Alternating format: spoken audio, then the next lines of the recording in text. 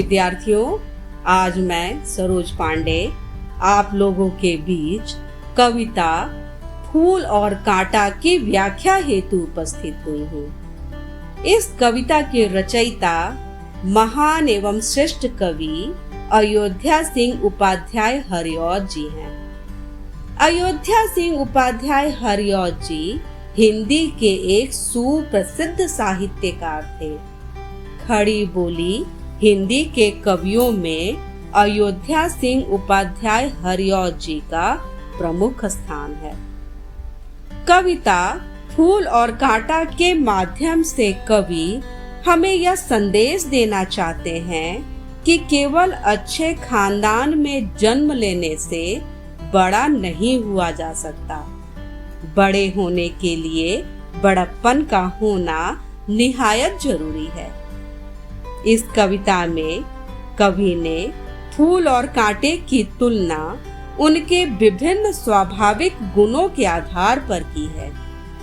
एक ही पौधे में इन दोनों अर्थात फूल और कांटे का जन्म एक ही स्थान पर होता है, पर इनके व्यवहारिक गुणों में बहुत अंतर है। एक तरफ कांटा जो किसी को पसंद नहीं है, वहीं फूल सभी को आकर्षित करता है। इस प्रकार प्रस्तुत कविता के माध्यम से कवि ने फूल के मान प्रतिष्ठा का बखान करते हुए फूल को सुखदायक, प्रेम एवं आदर्श का प्रतीक बताया है। अब हम कविता की व्याख्या से पूर्व कविता का सस्वर वाचन करेंगे। कविता फूल और कांटा। है जन्म लेते जगह में एक ही पौधा उन्हें है पालता। रात में उन पर चमकाता चांद भी एक ही सी चांदनी है डालता। मैं उन पर बरसाता एक सी उन पर हवाएं है बही। पर सदा ही यह दिखाता है हमें ढंग उनके एक से होते नहीं। छेद कर कांटा किसी की अंगुलियां, फाड़ देता है किसी का वरवसन। प्यार डूबी तितलियों के पर कतर, भौर का है बेध देता श्यामतन। फूल लेकर तितलियों को गोद में, भौर को अपना अनूठा रस पिला। निज सुगंधों और निराले रंग से है सदा देता कलीजी की खिला। है खटकता एक सबकी आंख में, दूसरा है सोहता सुरसीस पर। किस तरह कुल की बड़ाई काम दे, जो किसी में हो बड़प्पन की कसर। शब्दार्थ इस प्रकार है। में वर्षा, वर श्रेष्ठ, वसन वस्त्र अथवा कपड़ा, श्याम काला, तन शरीर, निज अपना, सोहता सुशोभित होता, कसर कमी, सुरसीस देवताओं का सिर, भौर भंवरा, जी की कली खिला देना, मन प्रसन्न कर देना। अब हम कविता की एक एक पंक्तियों के अर्थ को भाव सहित समझेंगे। है जन्म लेते जगह में एक ही पौधा उन्हें है पालता। रात में उन पर चमकाता चांद भी एक ही सी चांदनी है डालता।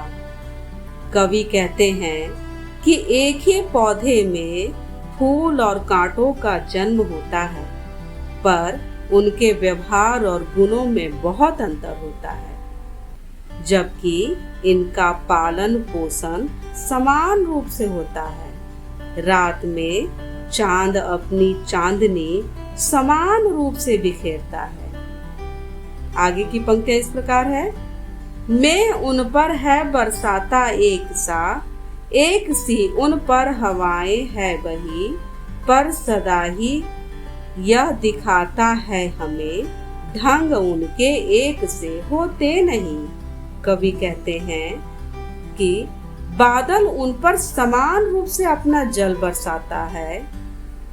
हवाएं एक जैसी ही उन पर बहती है, पर दोनों के व्यवहार बिल्कुल अलग होते हैं। अर्थात एक ही पौधे में इन दोनों का जन्म एक ही स्थान पर होते हुए भी इनके व्यवहारिक गुणों में जमीन आसमान का अंतर होता है। आगे की पंक्तियां इस प्रकार है।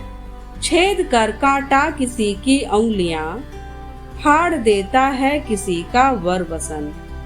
प्यार डूबी तितलियों के पर कतर, भौर का है बेध देता श्याम तन।